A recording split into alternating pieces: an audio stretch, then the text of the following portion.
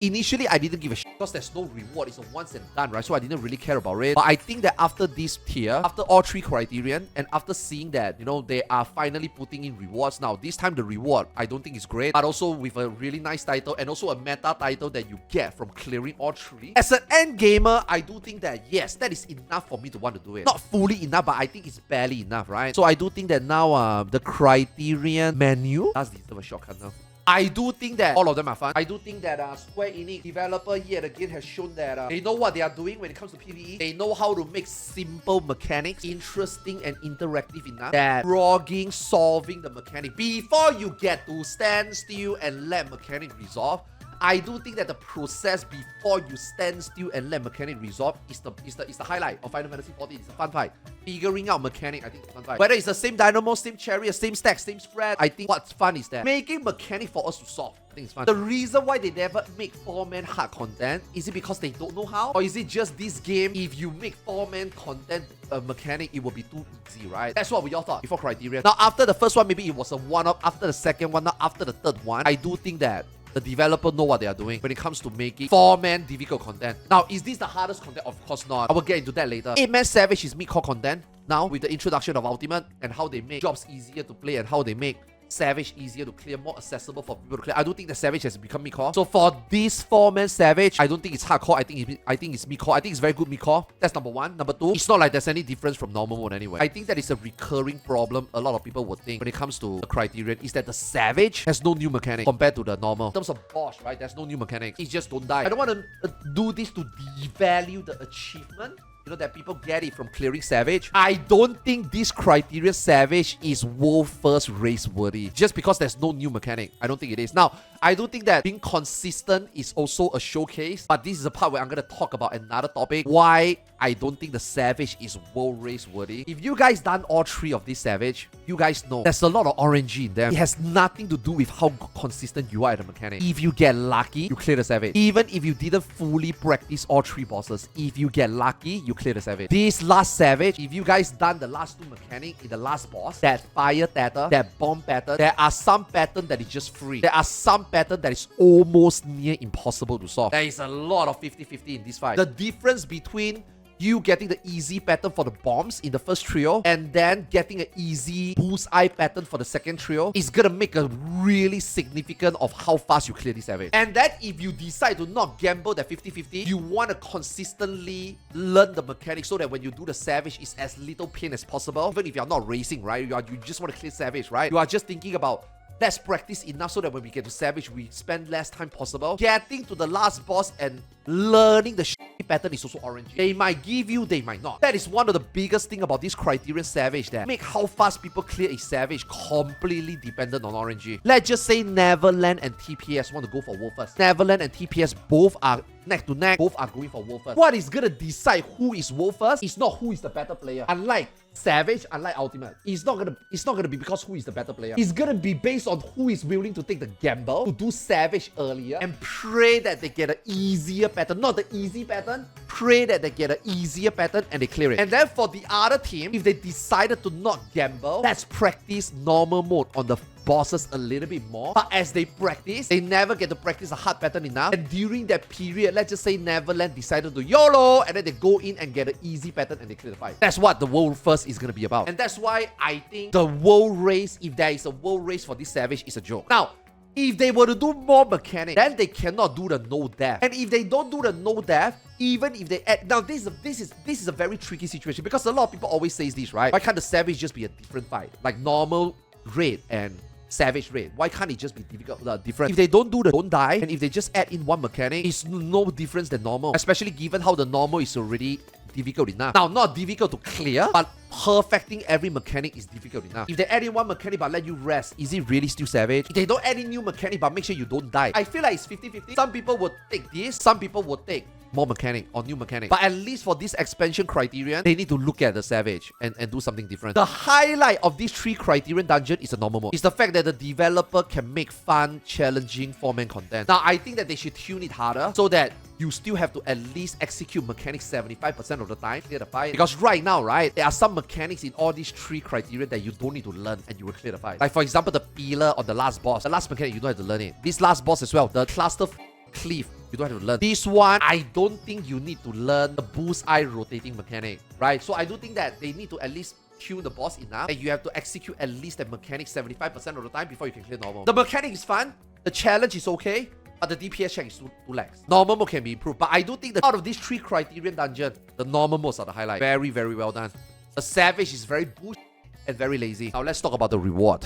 These first 2 is dog shit, especially this second one. This first one, we can kind of deal with it because it's new. Square Enix give us a title. We didn't expect how Savage is. It's the first time experiencing it. Maybe Square Enix thinks that if you clear normal is enough, Savage is just for fun. That's why they give you dog shit reward. But now, after the first one and the feedback from the first one, I expect you to do better on the second one in terms of reward. It is so loud. Nobody likes the reward system for Criterion. We all expect the second one to be better. Now, the second one is a slap in the face to all of us.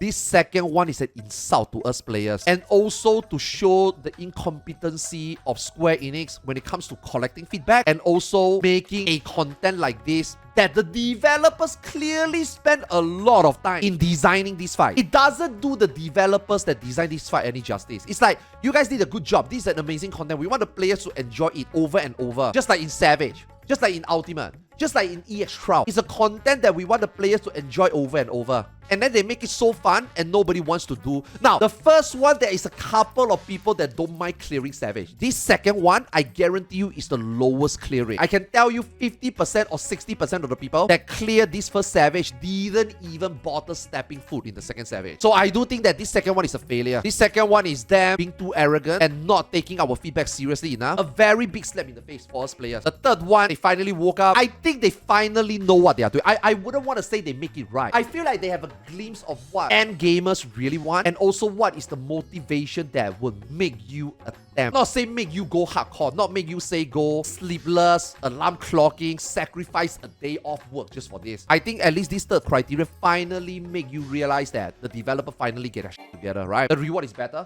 It is better if we compare shit to shit. Even the less shit is better, even though it's shit. Does that make sense? Even if you put 2 shit side by side, they both stink. But at least one is less stinky than the other. So I do think that this criteria is the least stinky out of these 3. The reward is still though. This is why I want to specifically finish P10 before I touch this subject. This is the reward. You guys remember the tome weapon that no one ever buys? This tome weapon used to be 1,000 tome. Now they make it 500 tome so that people can buy. It is still a very difficult process to buy this because you need this token. 7 weeks of normal raid or clear the second tier of the raid. I got it. Yes, thank you very much, Twitch chat, for passing it to me. So now I'm gonna buy the ninja weapon. Now that I buy the ninja weapon, this is not it. I still have to upgrade my ninja weapon. I need a solvent that comes from clearing turn 3 or use turn 3 page to buy. Okay, so now I upgrade it to 660. Okay, bam. And then now, you have to use the token, the book, this Alo manuscript to upgrade this. I need to use the thing to exchange the thing first. So this is a multi-step. Clearing this Savage don't even give you the weapon directly. You still have to go through 1+ week of tome cap and then clear a raid tier, or do 7 weeks of normal and then clear a raid tier, or wait until 24 man to change for the 600 item level upgrade and then clear the Savage to get this. Then you go and exchange for the weapon. So they do improve the reward. At least there is a PvE reward in here. At least there is a... Now, it is a beast weapon. At least it's a beast weapon. This is normal 660. Now, the glamour is awesome, right? It's a contest winner weapon. It looks good. I like it. So now when you exchange it, they also give you more...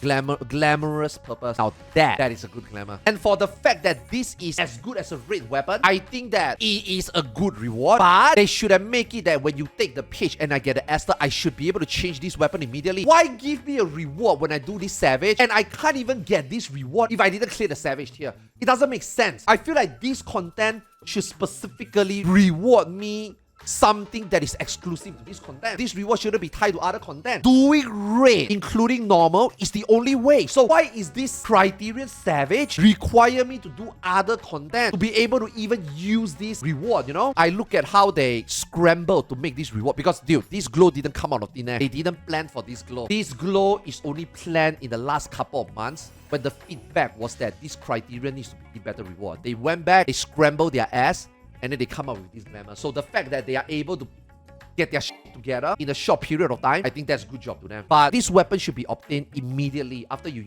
use that page to buy this weapon. I think it should be immediate. I don't think we need to go through so many pipelines. That's what I think. Obviously, the second reward is the title that you guys know that every Criterion gives. This time they give a better title. You guys remember the first one? CD something, CD's nuts or something. Infamy or CD's nuts, right? This title is so bad. Now the second one is better. Ascendant Aesthetic, I think it's better. Now this third one is awesome. Force of Nature. Now this is the title that we want. We don't want some random bullshit that sounds sophisticated but nobody know what it is. When you get all 3 Savage done, they give you Epic Hero.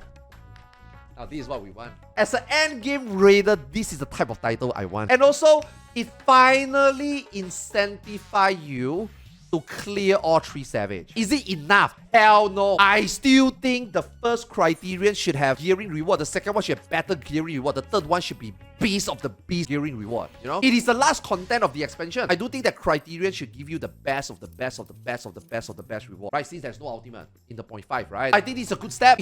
It's not perfectly done yet, but I think moving forward is something that we can hope. You know, this content, like I said, the very first point I covered, I do think that this content is awesome. Very nice to proc. As an end gamer, I approve. 4-man. You know how making a static for 8-man sometimes is troublesome? And then when you finally make 8-man, you have to evaluate all 8 people. Now, with Criterion Savage, it's just 4 people. It is very easy to hardcore proc this. This content is usually, if you do normal, it's half a day. Savage, one or 2 days. This is very easy to motivate people to sit there and clear the fight. As an end gamer, I think this is a very nice middle ground in terms of organizing and in terms of motivating yourself and also clear it and feels good about it. That's why title and reward is so important. And this time they nailed it. Aesthetic, title, 100% they nailed it. I think the reward is awesome. Just not the way it's presented. The fact that they give us a page. Yay, we clear Savage, guys. Yay! Guys, how do I get the weapon? Oh, you need 500 tome. Dude, it's weekly cap. I don't have 500 tome. And also you need the tombstone. Dude, nobody rolls that tombstone. Who the f knows we need to roll that tombstone? Exactly. Now you have to go back to roll the tombstone. Now if you don't have that tombstone, the other 7 raiders now is, hey guys, I need the tombstone. I need the tombstone too. Imagine this week go to static. If your static is still doing 7, imagine going this week weekly. If you guys still do weekly, hey guys, I need that tombstone. Wait, I need that too. Wait, how come you motherfuckers didn't want it before? Because now I'm doing Criterion Savage. Now you got 7, 8 members fighting for that tombstone now. In order for your full static to get this weapon, you need to clear 8 weeks. You see what I mean? It's not practical. If they tell us early, this reward is gonna require, then we would have farmed it. You suddenly drop it, and we don't have it? How the f are we gonna use it? The reward is great, but the delivery